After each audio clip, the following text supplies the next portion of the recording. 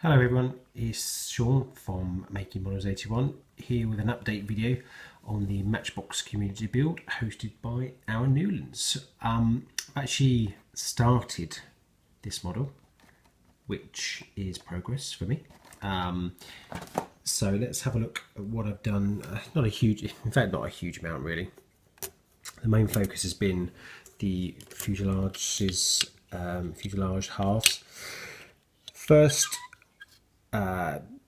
task to do was to cut out the windows, which I have done, and hasn't been too bad actually. I used my panel line scriber to thin out the plastic around the outer edge of the window frame. Then I used my my sharp blade to just cut through it. It's a lot easier. I think you can do it any other number of ways really, heating up a knife and cutting through. Problem I find is that if you just go too far, it just keep cutting through. So I was just worried that is what I would do. So that's what I've done for both sides. So windows have been cut out from both sides, and I will use Chris and Alex Modelling's technique of using PVA glue to create a window.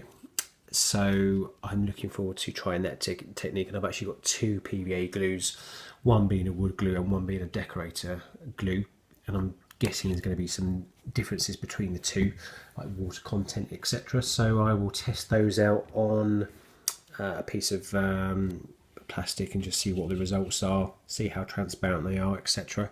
Then go from there. If I put the two halves together with one hand, which is easier said than done, you can actually see, when you look inside, you can see a lot of the interior. With this massive window, you're going to see a lot of interior, plus where the gunners are. That's my finger. Where's the other hole? These are the gun mounts. Don't worry, that is better fit than what I'm holding at the moment. So this is where the actual pilot sits, and then you can just see some bulkheads. Now, if I look at the interior, what I've done so far is cut out cardboard templates for the pieces that I'm going to cut out. So this section here will have the slash lines cut out of it, so that will be a walk area. By this window, this is where looking at reference pictures, this is actually looks like just a chair and table, and whether that was used for navigation, plotting the courses, because obviously they may have needed to have sea charts as well as land mass, land charts as well.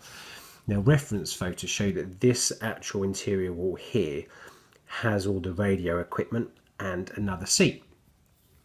So what I intend to use is, because the model actually has seats in that position and that position to hold the pilot, the two gunners, I'm going to put the seat here and here where all the equipment is going to be. I'm going to have no gunner here. I'll have the pilot in, I'll have the spare gunner here, and then I'll have one of them standing up. Now I'll have to manipulate the legs somehow.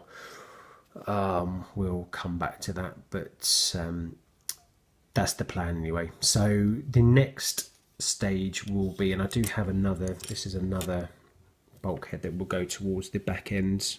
I can't hold it in place, but that will go there. The interior is much more busier, lots more bulkheads, etc.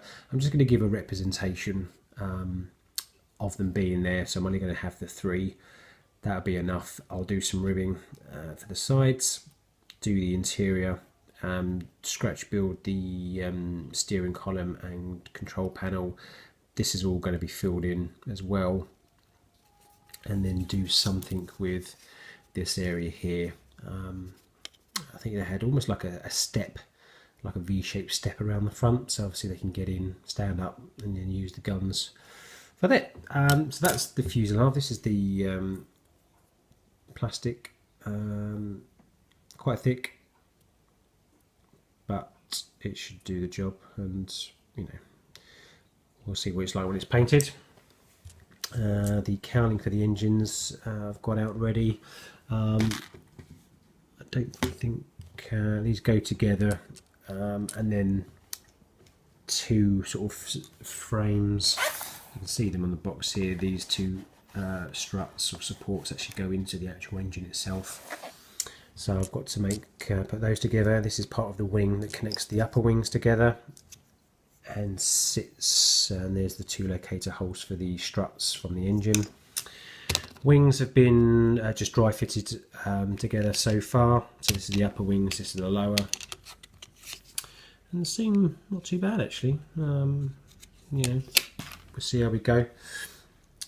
And that's pretty much it really. The other side of it, you can just see the Matchbox logo that was there. Now that you can still see it, but when I feel it, it is smooth. So once that's painted, likewise for these, they're not in, I don't know if they are, I think they are injector pin marks. They're actually smooth now, but you can still visibly see it. So once I've sprayed primer in there, that'd be good to go. So I'm going to go to town with the interior.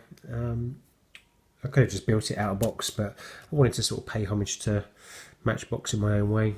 They're very simple kits, but the interior I feel has the scope to have some detailing in there.